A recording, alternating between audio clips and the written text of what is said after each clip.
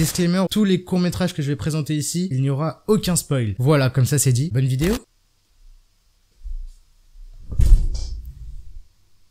Salut à tous, c'est Bichel, votre off-tax préféré, et aujourd'hui on se retrouve pour une nouvelle vidéo. Ça fait extrêmement longtemps qu'on ne s'est pas vu comme ça en face cam. Depuis à peu près le 3 avril, je crois que j'ai pas posté de vidéo dans laquelle je vous parle vraiment. Voilà, sinon c'était que de la musique, des petits trucs un peu random quoi, parce que je m'amusais. Pourquoi est-ce que j'ai pas fait de vidéo pendant un certain moment? Tout simplement parce que je n'avais pas forcément envie d'en faire. J'avais d'autres choses, comme par exemple la musique. Je suis aussi en train de bosser sur autre chose. Puis voilà, écoutez, YouTube avant tout ça reste un plaisir, une passion. À partir du moment où je n'ai plus envie de faire de vidéos, je vais pas me forcer à en faire. De base cette chaîne c'est juste un truc délire, voilà. D'ailleurs j'ai ouvert une nouvelle chaîne YouTube où il y aura absolument que mes musiques dessus, mes clips. Je vous la mets en première ligne de la description. J'espère que ça va vous plaire. Aussi j'ai eu un nouveau téléphone, voilà, c'est pour ça que la qualité a changé, qu'elle est différente. J'espère qu'elle est meilleure pour vous et que ça fait du bien à vos yeux tout ça. Aujourd'hui on se retrouve pour parler de courts-métrages qui parlent d'amour, parce que n'empêche le court-métrage c'est quelque chose de très récurrent sur YouTube, qui était très récurrent avant sur YouTube, dont j'ai l'impression qu'on parle pas assez souvent. C'est malheureux parce qu'au final les courts-métrages c'est incroyable. Et là on va parler plus précisément de courts-métrages d'amour parce que écoutez, il n'y a pas de saison pour dire aux gens qu'on les aime. Et puis je sais pas, je suis retombé sur plusieurs courts-métrages qui parlent d'amour et je me suis dit pourquoi pas vous les partager, parce que je suis sûr que vous ne les connaissez pas. Ne perdons pas plus de temps, c'est parti pour le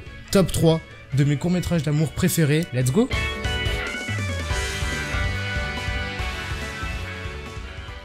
D'ailleurs, juste avant, petite parenthèse, je remercie mon frère de m'avoir prêté son téléphone pour pouvoir avoir mes notes comme ça fait plaisir. Merci Quentin, tu gères. Numéro 1, La science de l'amour. Alors, La science de l'amour, c'est un court-métrage de Cyprien. Je l'ai redécouvert car il avait sorti une vidéo sur les courts-métrages préférés de ses abonnés et à ma plus grande surprise, ce court-métrage était le dernier de la liste et je n'ai pas compris pourquoi. On va suivre l'histoire d'un couple qui vont voir une pub à la télé qui parle du fait qu'on puisse définir la valeur de l'amour que l'on porte à quelqu'un. On va suivre plus particulièrement l'homme qui va vouloir faire ce test. Je vais pas tout vous spoil, voilà, c'est incroyable. Ce qui frappe directement aux yeux, c'est la beauté des visuels. La lumière est très bien gérée, les plans sont très bien filmés, toute la mise en scène est particulièrement réussie. C'est ce qui frappe directement aux yeux, en tout cas aux miens. C'est super beau. Étant donné que c'est un court-métrage sur YouTube, n'ont pas les mêmes moyens qu'un vrai gros film et pourtant ils arrivent à super bien s'en sortir. Tout comme le jeu d'acteur qui est aussi incroyable, qui passe beaucoup par les expressions du visage, les mouvements et pas forcément beaucoup par les dialogues. On croit vraiment au personnage. Limite ça m'a fait un peu bizarre de voir Cyprien interpréter ce genre de personnage. On va pas oublier aussi tous les autres acteurs, dont Flora, je crois que c'est ça son prénom, qui joue très bien. Le stéréotype de la petite amie qui veut que tout aille bien mais qui n'arrive pas forcément et se fait dépasser par les événements. On a aussi la musique et toute l'ambiance sonore. Prenons par exemple le thème principal qui colle parfaitement avec l'atmosphère du court-métrage. Puis d'un côté il y a aussi tout ce qui est bruitage. Et puis on va aussi parler évidemment du scénario qui est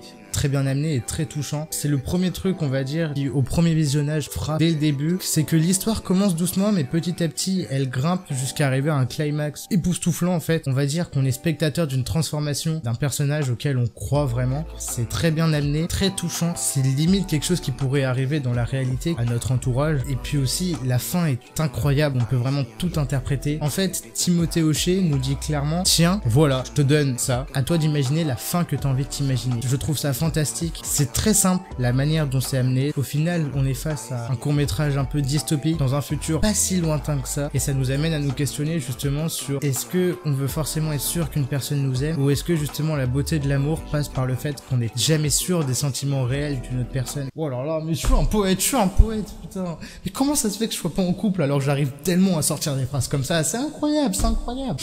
Mais moi c'est vraiment ce que je me suis posé comme question à la fin et j'espère que vous vous poserez d'autres questions tout aussi intéressantes les unes que les autres. Allez checker ça, La science de l'amour, c'est incroyable, dans la description, j'espère que ça va vous plaire. Ensuite on enchaîne avec 3 courts-métrages, enfin c'est une trilogie de 3 courts-métrages qui durent chacun 20 minutes, la trilogie Je t'aime 3 de Cub et Christo.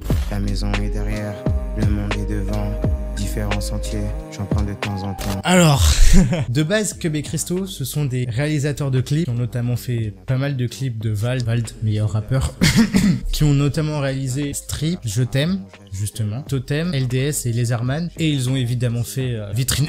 J'ai découvert ce court-métrage parce qu'il a entièrement été posté sur la chaîne YouTube de Vald pour avoir une meilleure visibilité. Il a été ouvert à une campagne de crowdfunding, financement participatif, et écoutez, c'est incroyable, c'est tout simplement incroyable. On suit l'histoire d'un couple du début à la fin. En fait, la trilogie, c'est en quelque sorte les 3 étapes d'un coup. C'est tout simplement incroyablement bien raconté. Vald, en acteur, j'aurais jamais cru voir ça un jour. Vald nous délivre une performance. On croit vraiment à son personnage. Moi qui ai vu plein d'interviews de Vald, j'ai écouté toute sa discographie, même NQNT3, et pourtant, j'arrive à me détacher de l'artiste que j'aime énormément. Alors que c'est assez compliqué quand même. Faut aussi dire que les autres acteurs sont exceptionnels. La plupart sont des acteurs inconnus, car moi je ne les connaissais pas. Ils jouent vraiment bien, notamment dans le dernier court-métrage, la copine de Vald. Je me rappelle plus du tout du nom des personnages, je suis désolé. Elle joue très bien et on arrive réellement à ressentir les émotions que ressentent, alors que personnellement je n'ai jamais été à leur place. Et ça c'est quand même très fort. Ensuite, je trouve l'histoire assez originale. Personnellement, j'en ai pas vu d'autres comme ça. C'est peut-être parce que j'ai pas fait assez de recherche, mais le fait de suivre un couple du début à la fin, comme ça en si peu de temps, parce qu'au total ça doit durer 1 heure, et qu'on arrive à s'attacher autant au personnage, c'est très fort quand même. Puis ce que j'ai bien aimé aussi, c'est le fait que ce soit représentatif d'une réalité. Je ne vais pas spoil pourquoi, mais c'est représentatif de la réalité. Selon moi, en tout cas, c'était l'intention des réalisateurs. L'ambiance est elle aussi super bien faite, notamment encore avec la lumière, encore avec la musique. Par exemple, là, en ce moment, la première chose qui me vient à l'esprit, pensant à ça, c'était la scène de la fête dans le premier court-métrage. C'est très bien fait. L'ambiance est incroyable. La musique aussi. Ce que j'aime bien aussi, c'est que chaque épisode adopte un point de vue différent, notamment fait par un réalisateur différent. C'est très bien fait parce qu'on arrive à voir le style de chaque réalisateur, la façon dont il a de mettre en scène l'histoire, de guider les acteurs dans leur jeu. Ça reste cohérent dans toute la trilogie, mais chacun a ses petites particularités. Et même rien qu'au niveau de l'histoire, le fait de voir l'histoire à travers différents points de vue, c'est incroyable parce qu'on peut penser des choses au début qu'on ne pensera plus forcément à la fin. C'est waouh, c'est waouh, c'est waouh, je m'emporte. Et puis encore une fois, la fin est à interpréter. Bon, évidemment moins interprétable que la fin de La Science de l'amour, mais tout de même interprétable. J'aime bien me faire mes propres théories et essayer de voir au final ce qui s'est réellement passé. Donc voilà, très bonne surprise. J'ai regardé ça en ne m'attendant à rien et j'ai été extrêmement surpris. Le lien du premier court-métrage est dans la description. Pour les deux autres, bah tu verras normalement. On attaque le dernier de la liste, Up Life. L'amour est des étapes, flamme des flammes, je suis en mission sur la terre comme un tétane. Up Life, c'est l'histoire d'un homme qui reçoit une paire de lunettes de réalité virtuelle et qui va installer une application qui s'appelle VR Human et qui va changer sa vie et celle des autres personnes. C'est encore réalisé par Timothée Hochet, celui qui avait aussi fait La Science de l'amour. Fait énormément de choses Timothée Hochet, notamment des expériences auditives. Je vous conseille d'aller écouter. Ce gars est un génie d'internet, je trouve qu'on n'en parle pas assez. Ce court-métrage, c'est sûrement celui qui m'a le plus touché parce qu'il est très court, il dure 7 minutes et en 7 minutes, il arrive à te retourner le cerveau en fait. Il n'a pas forcément énormément de dialogue, tout passe par l'ambiance, par les actions des personnages, parce que ce court-métrage n'a pas forcément besoin de dialogue. Les acteurs jouent déjà extrêmement bien pour nous faire ressentir toutes les émotions qu'ils éprouvent. Ce que j'aime bien aussi, c'est tout l'aspect un peu futuriste, ancré dans le présent. C'est très bien fait. C'est un peu comme La Science de l'amour, où c'est un futur pas si lointain que ça. Du coup, on peut tout de même se sentir concerné, surtout avec ce qui se passe maintenant, mais j'en parlerai plus tard. Jérôme Niel éprouve vraiment ses qualités d'acteur. Pour ceux qui ne savent pas, c'est celui qui fait les tutos, c'est celui qui joue le contrôleur dans Déjà Vu. Vous l'avez sûrement déjà vu sur YouTube si vous êtes quelqu'un d'assidu. Le réalisateur aussi se permet pas mal de parallèles avec l'évolution, avec Dieu, notamment déjà dans la scène d'intro où pendant que le personnage principal découvre les lunettes, il met au-dessus de lui un tableau de Michel-Ange, je crois, qui s'appelle La création de l'univers, je suis pas sûr, mais voilà. Et c'est très bien fait, c'est très osé, mais il veut peut-être montrer que c'est vers ça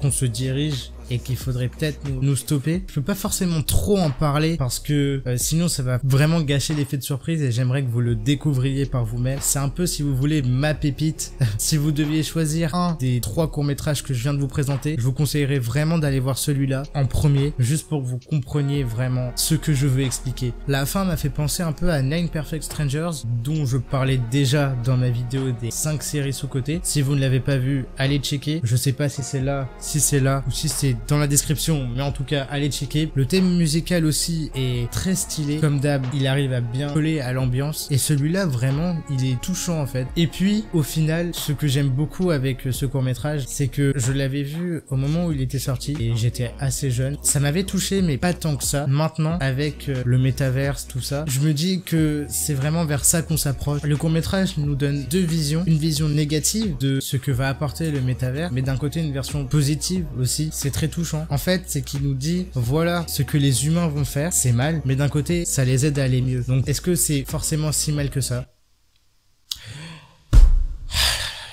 Qu'est-ce que c'est poétique, qu'est-ce que c'est poétique. Pourquoi est-ce que je fais des ouvertures comme ça seulement sur mes vidéos YouTube alors que au bac de français j'ai eu 14? Pourquoi? Bref, c'est la fin de la vidéo. Merci de l'avoir vu jusque là. Si tu l'as bien aimé, n'hésite pas à mettre un pouce bleu sous cette vidéo, ça me ferait très plaisir. Abonne-toi parce que bon, je vais pas promettre d'être très régulier ou quoi que ce soit. C'est juste que je prépare plein de choses. Twitch dans la description, Instagram Clems.Hawkins. Je suis très actif là-bas, même beaucoup trop actif. Et puis évidemment la chaîne de musique dans la description, il va y avoir énormément de choses qui vont arriver, je prépare beaucoup de choses, j'espère que ça va vous plaire. Moi je crois qu'on va se laisser ici, c'était Bichel, votre Hashtags préféré, ciao.